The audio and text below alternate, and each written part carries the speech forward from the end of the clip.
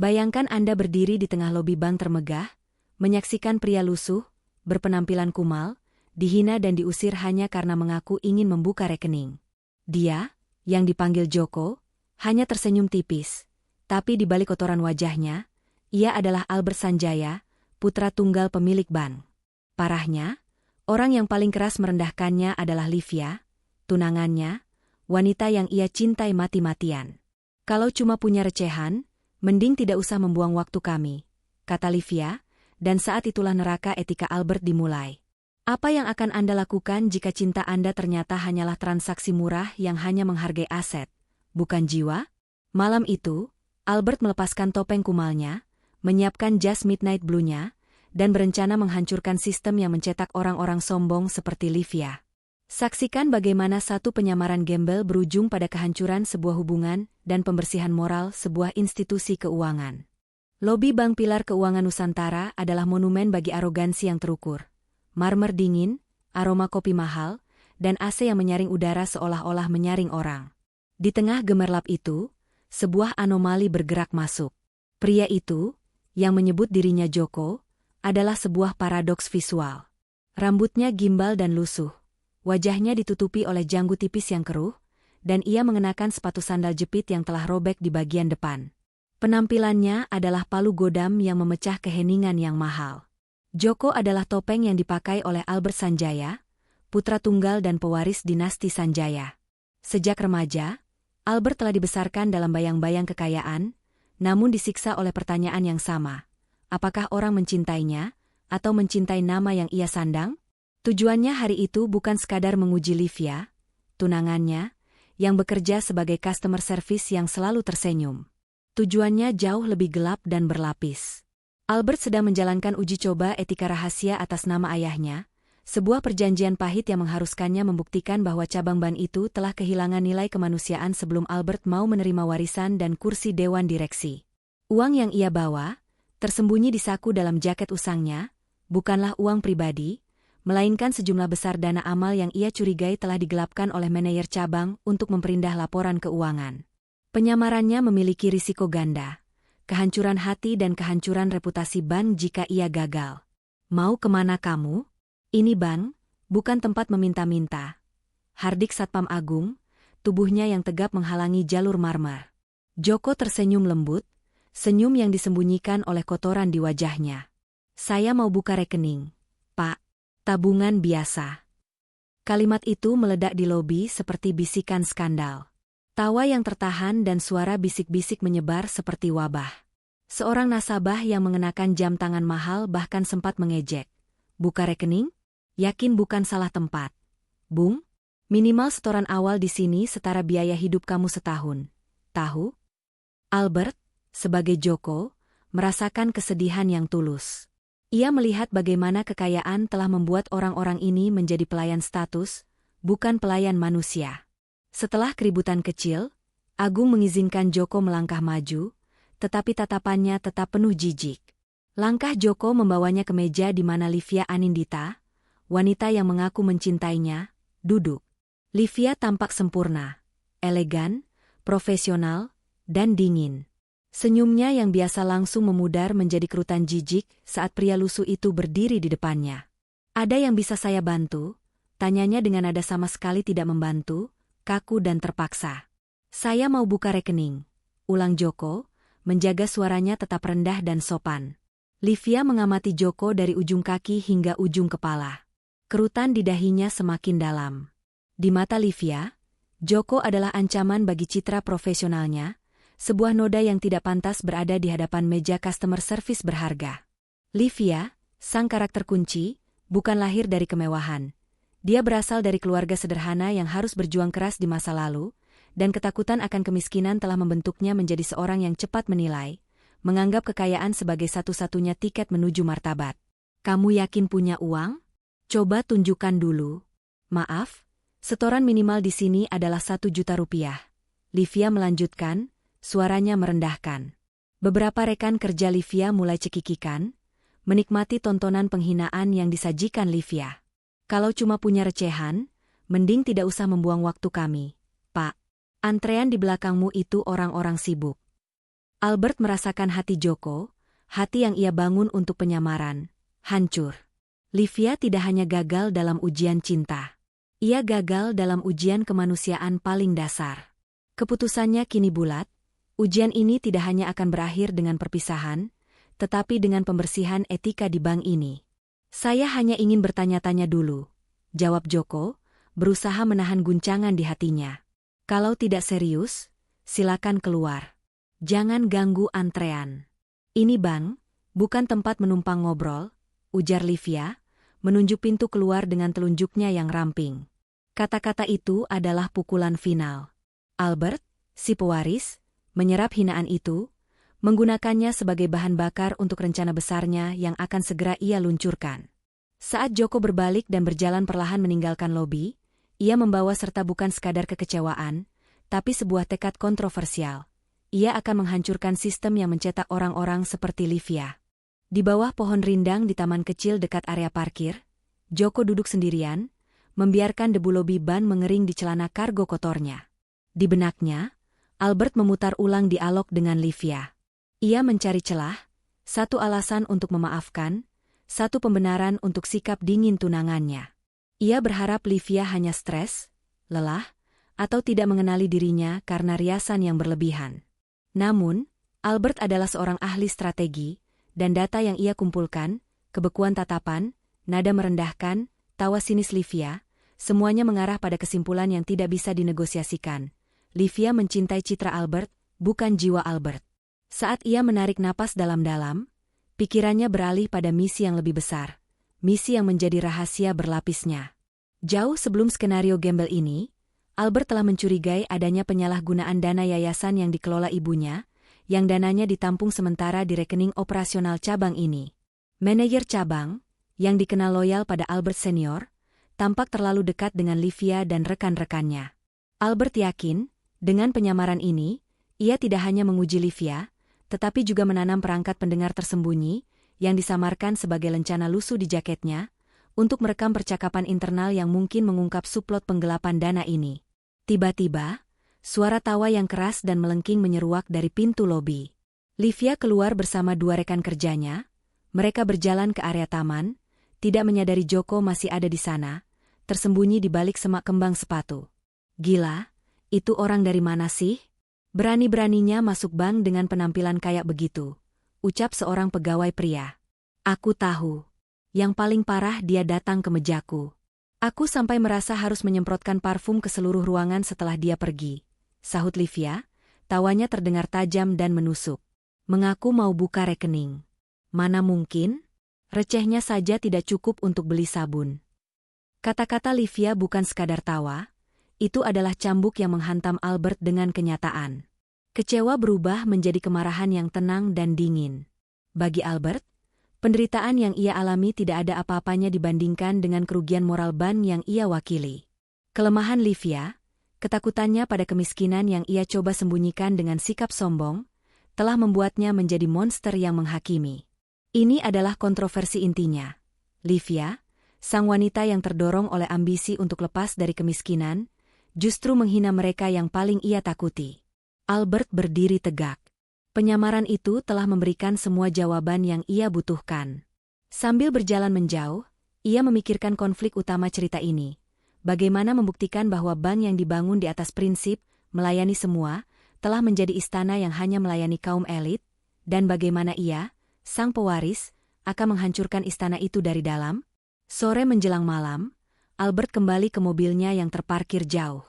Di dalam kemewahan kulit jok mobil yang dingin, ia menanggalkan wig, pakaian lusuh, dan yang terpenting, topeng penderitaan yang ia kenakan.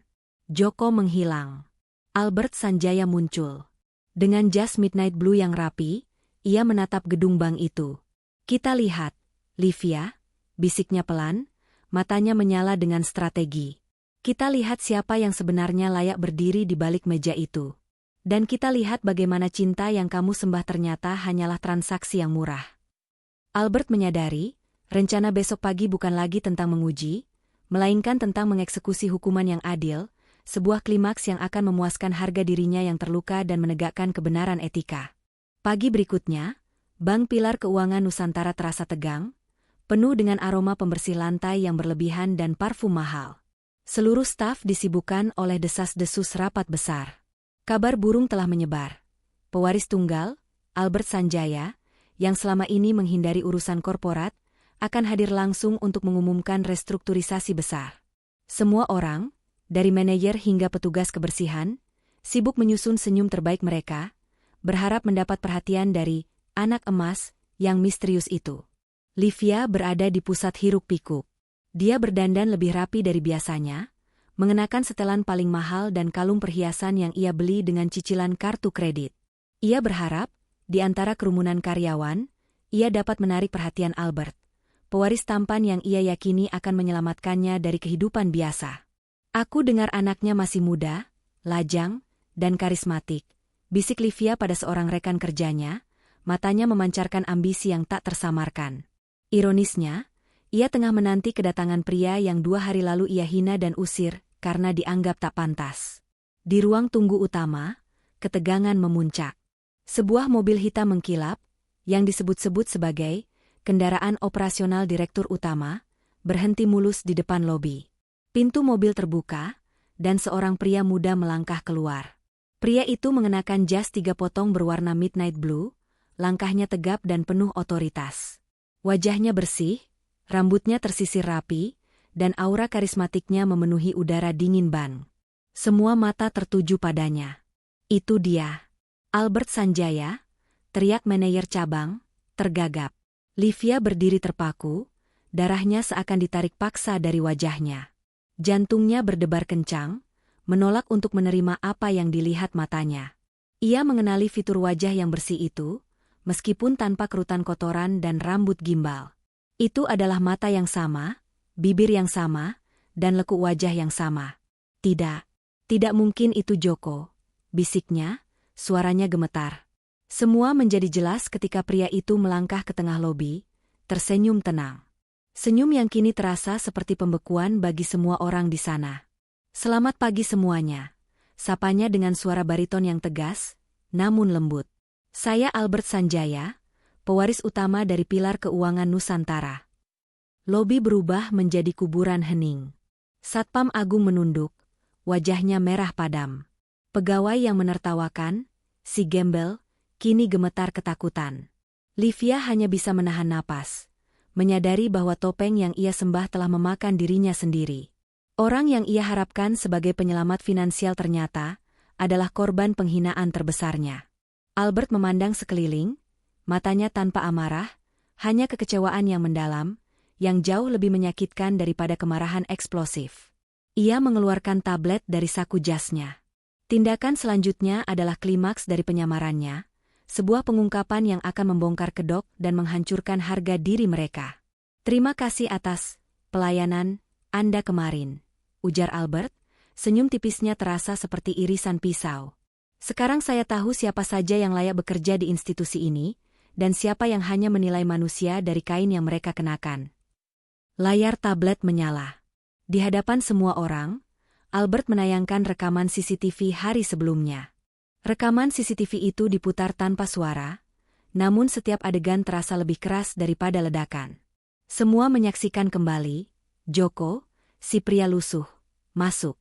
Satpam Agung yang menghardiknya. Nasabah yang mengejek. Dan yang paling menyakitkan, adegan Livia yang menatap sinis, menertawakan, dan mengusirnya. Rekaman itu bukan hanya menayangkan kegagalan etika, tapi juga mengungkap rahasia berlapis bank ini, sebuah tempat di mana empati telah digantikan oleh protokol kelas. Setelah video itu berakhir, Albert menutup tabletnya, tatapannya menyapu ruangan. "Saya tidak datang untuk menguji Livia," katanya, suaranya menusuk. "Saya datang untuk menguji sistem yang ada di bawah ayah saya. Saya datang untuk melihat apakah bank yang mengklaim mewakili kemakmuran ini masih memiliki hati." Manajer cabang, yang gemetar di samping Albert, mencoba memohon, "Pak Albert, kami minta maaf. Izinkan kami menjelaskan, itu hanya salah paham." Albert mengangkat tangannya, sebuah isyarat yang menghentikan semua kata. "Tidak ada yang perlu dijelaskan. Yang terjadi sudah cukup jelas. Dan saya tidak akan memecat siapapun hari ini," katanya, yang secara kontroversi terdengar seperti belas kasihan, namun dengan cepat ia membalikkan pisau itu. Karena pemecatan akan terasa terlalu mudah. Saya akan mengirim laporan rinci ke pusat untuk evaluasi perilaku dan etika pelayanan seluruh cabang. Kita tidak butuh orang yang hanya pandai tersenyum pada setoran besar, tapi kejam pada mereka yang dianggap kecil. Livia akhirnya memberanikan diri maju, wajahnya pucat pasi, air mata mulai mengalir. Semua ambisi dan keangkuhannya lenyap. Albert, maafkan aku. Aku tidak tahu itu kamu. Aku tidak bermaksud merendahkan. Albert menatapnya. Inilah momen paling menyakitkan, tidak hanya untuk Livia, tapi juga untuk Albert, yang harus menghancurkan cinta pertamanya demi integritas dirinya. Justru karena kamu tidak tahu, itulah nilai sejati dari sikapmu, Livia, kata Albert, kata-katanya setajam pecahan kaca. Kamu menghinaku saat aku tak punya apa-apa. Itu artinya, kamu hanya menghargai aset, bukan manusia. Albert mengalihkan pandangannya dari Livia, dan di tengah keheningan yang mematikan, ia mengucapkan kalimat yang menjadi palu tiga kata yang menghancurkan hubungan mereka. Aku datang kemarin bukan sebagai pewaris bank, tapi sebagai laki-laki yang ingin tahu apakah wanita yang kucintai benar-benar punya hati. Sayangnya, aku salah menilai. Kalimat itu adalah pengakuan kegagalan. Kegagalan Livia sebagai kekasih dan kegagalan Albert sebagai penilai karakter. Ia lalu berbalik, langkahnya tegap menuju pintu keluar. Livia hanya bisa terisak, tubuhnya ambruk ke lantai. Dalam 1 jam, ia telah kehilangan kekasih, kehormatan, dan prospek hidup mewah. Dan di luar bank, rekaman penyamaran Albert telah bocor ke media sosial. Livia bukan hanya bahan gunjingan di kantor. Ia menjadi simbol nasional dari arogansi kelas atas. Minggu-minggu setelah skandal itu adalah neraka bagi Livia. Ia menjadi trending topik yang dicerca, wajahnya tersebar di mana-mana, dan penghinaan di dunia maya jauh lebih kejam daripada yang pernah ia lontarkan. Ia mengundurkan diri dari Bank Pilar Keuangan Nusantara, tidak tahan dengan tatapan kasihan dan sinis dari staf baru yang datang. Livia sadar, ia harus membayar lunas kesalahannya. Sementara itu, Albert, setelah menyerahkan laporan evaluasi etika bank kepada ayahnya, membuat keputusan yang jauh lebih kontroversial daripada penyamarannya. Ia menolak kursi dewan direksi. Warisan yang dulu ia ingin buktikan kelayakannya kini terasa hampa. Albert memutuskan untuk mengundurkan diri dari dunia korporat yang kejam. Ia menjual sahamnya dalam jumlah kecil, menggunakannya untuk mendirikan yayasan pendidikan di dataran tinggi, jauh dari Jakarta. Banyak media yang meliputnya, menyebutnya sebagai miliarder bertobat, atau pewaris yang menolak kekayaan. Albert tidak peduli dengan gelar itu. Ia menghabiskan hari-harinya di antara anak-anak kurang mampu, membangun sekolah, dan membayar guru. Ia menemukan kedamaian yang sejati, bukan dalam pengakuan, melainkan dalam tindakan tanpa pamrih. Namun, di balik senyumannya, terselip pertanyaan, apakah Albert benar-benar tulus, ataukah ia hanya mencari pembenaran atas kegagalannya yang menyakitkan dalam cinta? Kontroversi ini tetap menggantung. Apakah filantropinya adalah penebusan dosa pribadi ataukah sebuah nilai moral sejati? Suatu malam, Livia berdiri di tengah kerumunan sukarelawan, bekerja di dapur umum yang didanai oleh yayasan kecil. Ia kini menjadi relawan penuh waktu, hidupnya sederhana, hatinya lebih tenang. Dia mengenakan pakaian yang jauh dari blazer mahalnya dulu, dan senyumannya, kali ini, terasa tulus dan lelah. Tiba-tiba, ia melihat Albert. Albert datang bukan sebagai pendana, melainkan sebagai sukarelawan biasa, membantu membagikan makanan. Mata mereka bertemu. Albert tidak lagi memiliki tatapan kekasih yang kecewa. Matanya kini dipenuhi oleh empati yang tumpul, sopan, namun tanpa kehangatan. Ia hanya tersenyum kecil, senyum yang mengirimkan pesan eksplisit. Aku memaafkanmu, tapi aku tidak akan pernah kembali. Livia menahan diri untuk tidak menyapa. Ia tahu, Albert telah mengubah hidupnya, namun bukan untuk kebahagiaannya. Albert mengubah hidup Livia demi pelajaran etika yang universal. Cinta mereka telah menjadi tumbal yang diperlukan untuk membuktikan kebenaran yang tidak nyaman, bahwa uang adalah penguji karakter yang paling brutal. Livia menyentuh kalung salib kecil di lehernya, sebuah peninggalan dari masa lalunya yang ia sembunyikan selama bertahun-tahun. Ia tahu, Albert telah menemukan kedamaiannya, dan ia pun harus menemukan kedamaiannya sendiri. Cerita mereka berakhir bukan dengan reuni romantis yang naif, melainkan dengan pemisahan yang bermakna. Mereka berdua berjalan di jalan yang sama, penebusan melalui filantropi, tetapi kini mereka terpisah oleh jurang yang diciptakan oleh satu tawa sinis di lobi bank. Kisah Albert dan Livia menjadi sebuah mitos modern, sebuah pengingat abadi bahwa manusia paling mudah jatuh ketika mereka melupakan hati dan hanya melihat topeng duniawi. Kisah Albert dan Livia berakhir bukan dengan reuni romantis, melainkan dengan pemisahan yang bermakna. Albert memilih mengundurkan diri dari dunia korporat yang hampa, menemukan kedamaian sejati dalam filantropi dan membangun sekolah untuk anak-anak kurang mampu. Sementara Livia, kehilangan segalanya, dipaksa melakukan penebusan dosa dan menemukan ketenangan dalam kesederhanaan hidup sebagai relawan. Pelajaran terbesar dari kisah ini adalah bahwa manusia paling mudah jatuh ketika mereka melupakan hati dan hanya melihat topeng duniawi. Uang adalah penguji karakter yang paling brutal, dan cinta sejati diukur dari bagaimana kita menghargai orang saat mereka berada di titik terendah.